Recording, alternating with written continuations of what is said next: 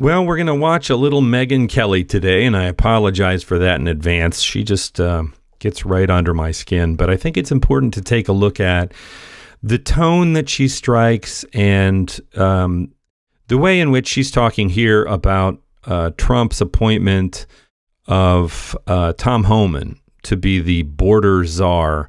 And then we'll look at a little bit of the flim-flam about Kamala Harris as a quote-unquote border czar, which is, it's a half-truth. That title was never given to her, nor were any particular set of powers to do much about it. Anyway, I want to hear what you think in the comments below, and I'm playing this at a little slightly faster speed because I just can't listen to it at regular speed. It's just so annoying. And you've got to hear what he did on immigration. This is so good. It's so good. If you voted for Trump, you're getting dividends already. He's announced that he's going to appoint this man named Tom Homan as his border czar. That's not a position that must be confirmed. So that's good because this guy can do what he wants. Hey, if Kamala Harris can be the border czar, so can Tom Homan. He served in the first Trump administration. He was acting director then of ICE, Immigration and Customs Enforcement. And in his announcement, Trump said that Homan, quote, will be in charge of all deportation of illegal aliens back to their country of origin. Homan reacted to the news this morning on Fox. Watch. And look, I've seen some of these Democratic governors say they're going to stand in the way. They're going to make it hard for us. Well, a suggestion: if you're not going to help us, get the hell out of the way. We're going. Tom, the last person who was border czar, she didn't want to be called border czar. You're proud of it, right? Yeah. You know what? I'm going to look like a genius because when you follow failure, you can't help but succeed, right? He began his career in immigration enforcement back in 1994 as a Border Patrol agent. And while his career background is important, the way he fires back at these bully Democrats on this issue and at the media is a thing of beauty. It's truly beautiful. Last month, he was interviewed by 60 Minutes. Watch. Just before we do this, there's something about her smug manner that I think is designed to provoke. It's effective. It drives me right up one wall and down the other. Again and again, this tactic is it's a version of this sort of condescending, it's so simple, dummies, right? These are not simple issues in our country. It also reinforces the us versus them, right? The right versus the left. And, these liberal governors, these liberal representative bullies, right? I think if anybody really utilizes the bully tactic, it's the right and not the left. But there again, that's accuse your opponent of that which the crime you're going to commit or are committing. And it's all cloaked in this sort of like tone of voice that's like, we're the compassionate ones. We've suffered so long. Now these liberal bullies are finally getting their comeuppance with people who are just going to do the simple right thing. And she's got some examples. We have seen one estimate that says it would cost $88 billion to deport 1 million people a year. I don't know if that's accurate or not. Is that what American taxpayers should expect? What price do you put on national security? Is it worth it? Is there a way to carry out mass deportation without separating families? Of course there is. Families can be deported together.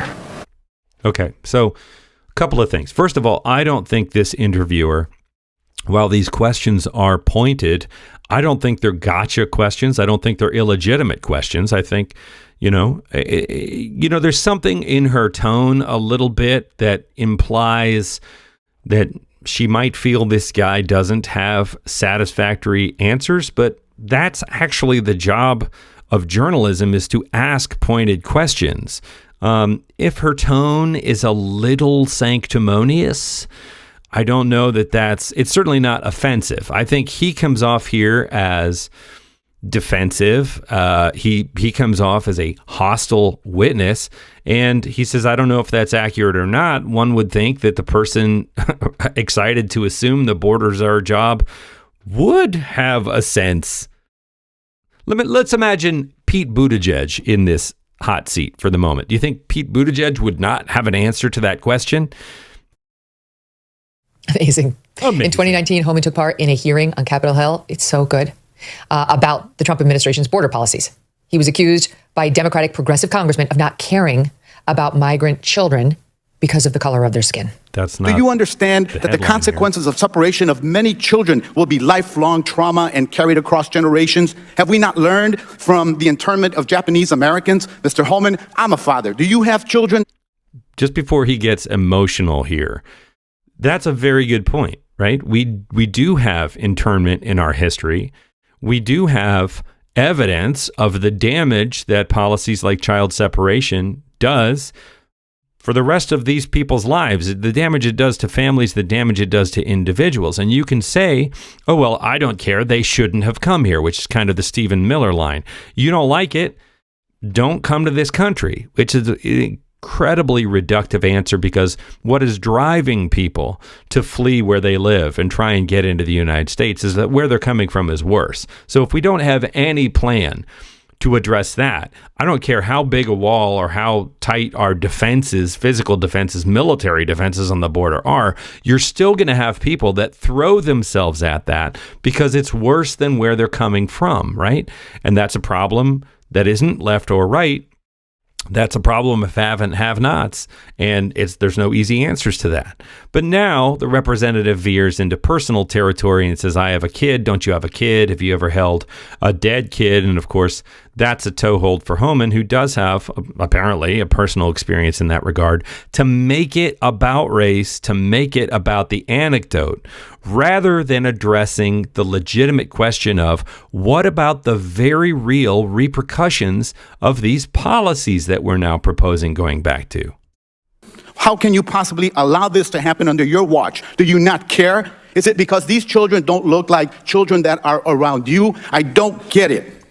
Okay, so it's actually kind of a gimme here. I think that saying Tom Homan doesn't care. The people on the right, Stephen Miller cares, right? These people, it's not that they don't care. It's that their proposed solutions to the problem sometimes can cause more harm than good. Have you ever held a deceased child in your arms? First of all, your comments are disgusting. I've served my country. I've served my country for 34 years. I find your comments disgusting as well. I've served my country for 34 years. And yes, I held a 5-year-old boy in my arms in back of that tractor trailer. I knelt down beside him and said a prayer for him because I knew what his last 30 minutes of his life were like. And I had a 5-year-old son at the time. What I've been trying to do in my 34 years serving my nation is to save lives. So for you to sit there and insult my integrity and my love for my country and for children, that's why this whole thing needs to be fixed. And you're the member of Congress. We agree on that. Fix it. I want to pause here for 1 second because he says that's why this whole thing needs to be fixed. And the representative says we agree on that. But the lead, that's a starting point right there. That there is a problem that needs to be fixed, and we need to work on fixing it together in meaningful ways that maximizes results and minimizes damage. And the right sort of seems to be saying, not specifically Tom Homan here, but the right seems to be saying damage schmamage, right? It's so messed up that we just have to basically raise it and start over. And I don't know that that's true at all, but we get into this performative outrage where, I care more than you care. I said a prayer. You weren't there to say a prayer. I win, you lose. And that's sort of what Megyn Kelly is highlighting. If you want to legalize illegal immigration, good luck with that, because it's going to get a hell of a lot worse on that border. If you say, okay, from now on, there'll be no consequence, no deterrence. It's not illegal to come to this country illegally. More families will come. 31% women will be raped. More children would die. And I don't know that anybody is proposing that, for the record. We're a nation of laws. If you don't like it, sir, change it. You're the legislator. We're a nation of laws, and we just elected a felon. Executive branch. And I've served my country honorably for 34 years. And I will not sit here and have anybody say that I don't care about children because you're not the same color as my children. And just like that, he made the entire question about that last moment of, do you care? But it dodges the very legitimate question of, what about the repercussions of some of these draconian policies? And that's a real question that nobody wants to answer because it's not a pretty answer. He is amazing. He's amazing. This guy's incredible. He's incredible. We looked into that story he referenced of a 5-year-old boy that he was talking about that he did hold in his arms. It happened back in 2003. The boy died along with 19 others after being crammed into a tractor trailer with nearly 70 other migrants in total. They were being smuggled into the United States. This is how they do it. And they suffocated to death. Some tried to claw 2 holes through the truck's foam insulation just to try to get a breath of fresh air. Per a report by the Daily Signal, at the crime scene that day, Tom Homan was there. Homan said he directed the men taking the bodies away to save the child until last, to not remove his remains until last. Because he said, quote, I couldn't deal with it because I just kept seeing my son there. And he held that little boy. And then that idiotic representative walked right into that. Have you ever held a dead child? Yes, I have. Yeah, the idiotic representative. I mean, I agree that we don't need the performative outrage. I don't think that it is a personal issue of whether or not someone cares. Obviously, they're making great hay of the moment here. I've seen the consequences. That's what Homan was saying, of your disastrous policies. I'm the one who's got to clean up the bodies. There were reports at the time about... But, you know, that implies that there aren't going to be bodies, right? If you separate a kid from their parents when they're young, that kid has got trauma to deal with for the rest of their life, right? We've seen this. We are seeing it now. There's no kind of undoing it. That's not nothing. And the answer can't be, oh, well, so let's just not do anything.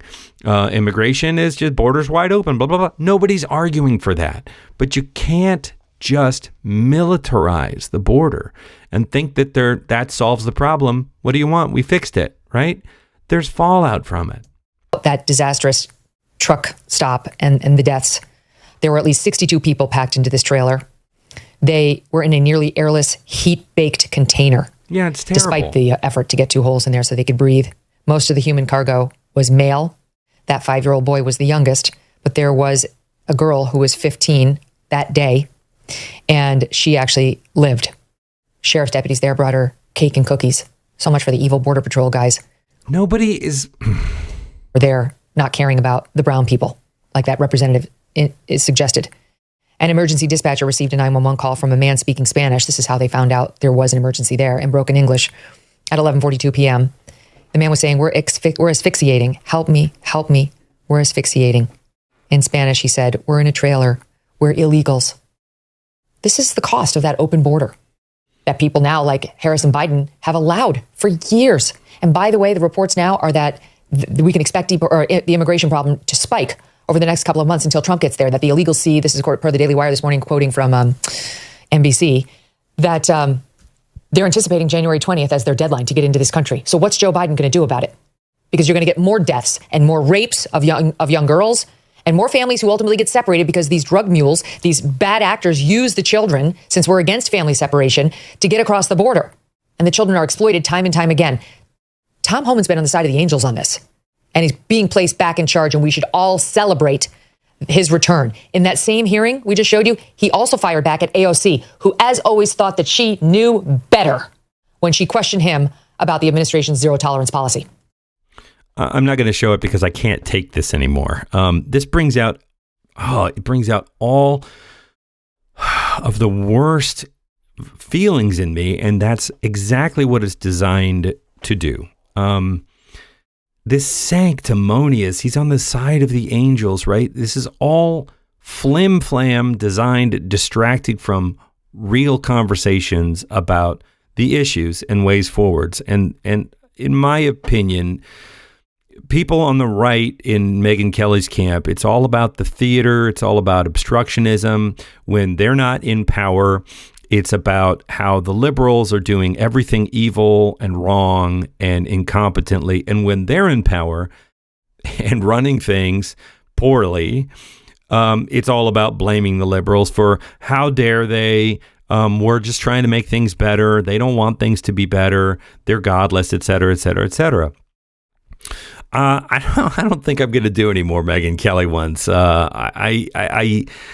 I feel like it makes me stupider just listening to this garbage. But I want to hear your thoughts.